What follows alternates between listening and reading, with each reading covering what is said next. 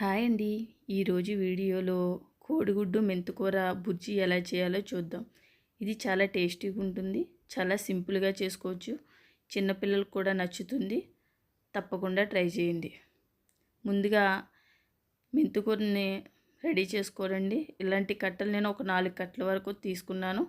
మెంతికూరని ఆకులు కట్ చేసుకున్నాక బాగా కడుక్కుని 2 గంటల ముందే కడుక్కుని పెట్టుకోండి. తడి లేకుండా ఉంటే తొందరగా మగ్గిపోతుంది. దీన్ని సన్నగా కట్ చేసుకుని పక్కన పెట్టుకోండి.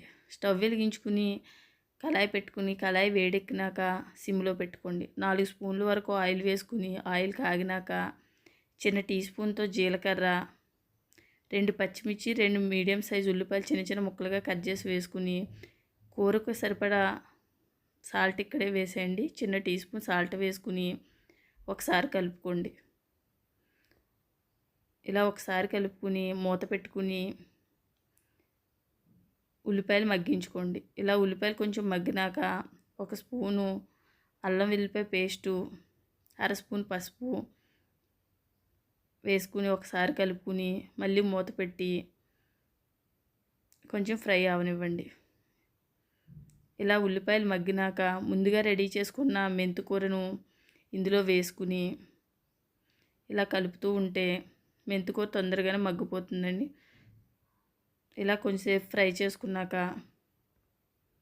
మూత పెట్టి మగ్గించుకోండి మెంతికూరని. మధ్య మధ్యలో మూత తీసి కలుపుతూ మెంతికూరని మగ్గించుకున్నాక ఇలా మెంతికూర పూర్తిగా మగ్గినాక చిన్న టీ స్పూన్తో కారం వేస్తున్నాను. మీరు మీ కారాన్ని బట్టి ఎక్కువ తక్కువ వేసుకోవచ్చు. ఒకసారి కలుపుకోండి. ఇలా మగ్గినాక ఒక 4 కోడిగుడ్ల వరకు ఇందులో పగలగొట్టి వేసుకోండి. వీడియోలో చూపించిన విధంగా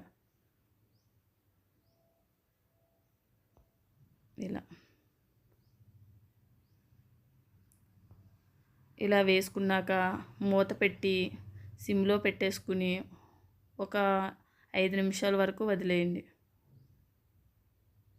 ఇలా ఒక 5 నిమిషాల తర్వాత మూత తీసి పైన కొంచెం కదపండి.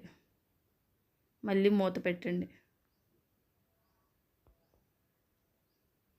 ఇప్పుడు మూత తీసి కలుపుతూ ఉంటే ఇది పొడి పొడిగా వస్తుంది. ఇలా కలుపుతూనే ఉండాలి.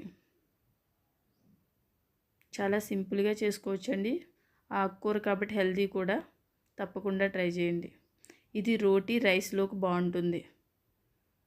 పిల్లలకు కూడా నచ్చుతుంది. తప్పకుండా ట్రై చేయండి. అంతేనండి, కోడిగుడ్డు మెంతికూర బుజ్జి రెడీ అయింది. ఈ వీడియో మీకు నచ్చినట్లయితే లైక్ తప్పకుండా చేయండి. సబ్స్క్రైబ్ చేసుకోండి. Thank you for watching. Bye bye.